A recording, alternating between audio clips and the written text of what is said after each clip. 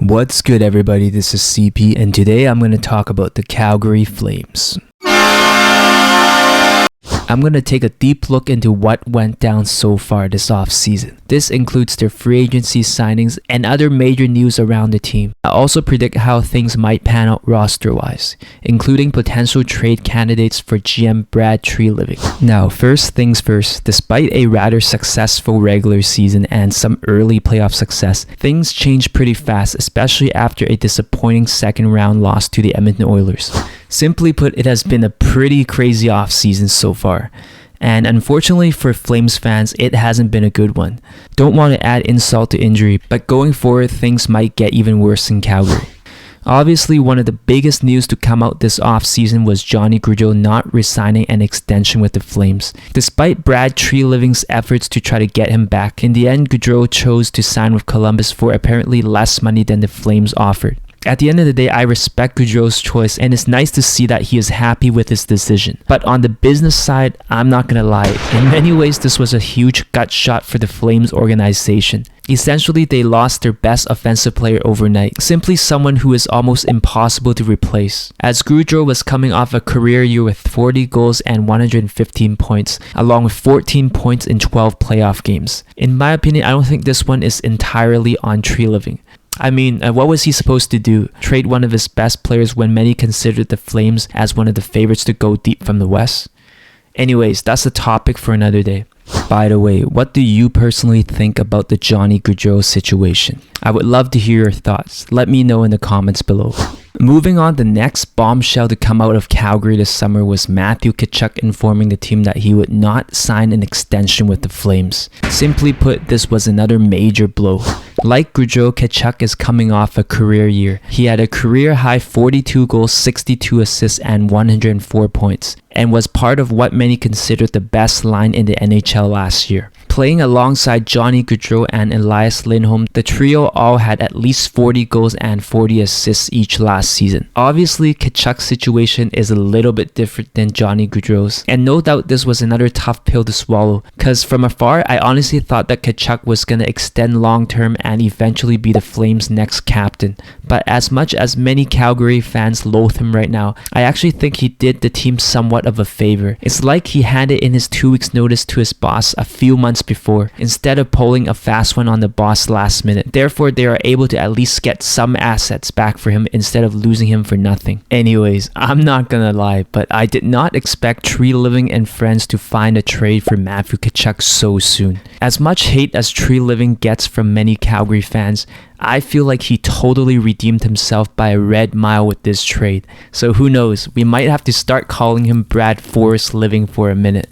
If we look at the trade, given the circumstance and the limited leverage he had, I feel like he got the Flames a pretty good return. Key pieces in the deal included Jonathan Huberdeau, MacKenzie Weeger, and a first-round pick. I'm honestly kind of shocked that the Florida Panthers made Huberdeau as only a small part of the deal. Maybe I'm not qualified to be an NHL GM for a reason, but if it were me, I think Huberdeau plus a small sweetener is already close enough for the deal. I personally wouldn't have added a first-round pick plus Weeger. Now, first off, if we take a look at Huberdeau alone, he is coming off a career year with 115 points and a career-high 85 assists. Coincidentally, he finished last year with the exact same amount of points as Johnny Gaudreau. So you can actually make the argument that this trade has already replaced Johnny Gaudreau's production as the Flames got their playmaker back. Huberdeau is also a much bigger player, standing at around 6'1" and 200 pounds. So that in itself might be another win for the Calgary Flames as they got bigger in their top 6 up front. Meanwhile, on the blue line, Weeger is a legit top 4 22-minute 40-point defenseman. So adding him into the mix instantly improves Calgary's decor. On paper right now, many can make the argument that the Flames has won the trade for now. I know both Huberdeau and Weeger are both UFAs next year, so if Forrest Living wanted to, he could technically try to get an answer about whether either players want to extend as soon as possible. If they say no, then maybe plan B is to flip them both for even more assets, just to avoid another Johnny Gaudreau situation. And in that scenario, I think Huberdeau alone could get him another first-round pick and probably another good prospect or younger roster player with high upside. So personally, what do you think about the Matthew Tkachuk trade? And if you were Brad Treliving, what would you be doing with the players in the deal moving forward?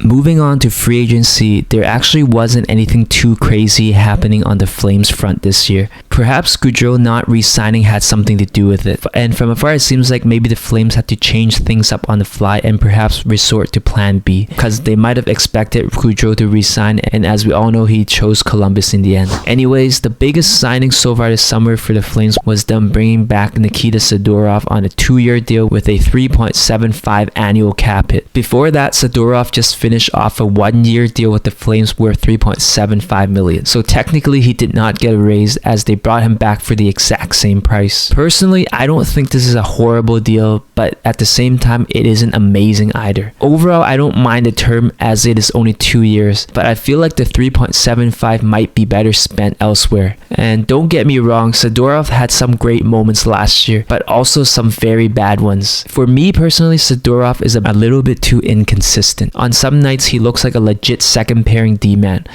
Meanwhile, on other nights, he looks like a borderline third pairing guy to me. If we take a look at the Flames' current roster right now and their salary cap situation on the blue line, they already have big money committed to Hanifin, Anderson, and Chris Tanev. And after the Tkachuk trade, they bring in a guy like MacKenzie Weeger who will cost them about $3.25 million next year. And if you add Zadorov into the mix, that's about $20 million committed to 5 defensemen. I now question where Zadorov's place is in the lineup. Hypothetically, let's say he plays on the third pairing. I personally think it's a bit pricey to have a guy make 3.75 C limited minutes. On top of that, I'm also wondering what the Flames plan to do with a younger defender like Juuso Välimäki. Will they still make room for him to develop, or do they plan to get rid of him? We also can't forget about a guy like Oliver Kylington, who is also only 25 and just had a breakout season himself with a career high of 31 points. So now, do they still have room or money for him, or does this mean either him or Zadorov have to go before the start of next season? So if I had to grade this Zadorov signing,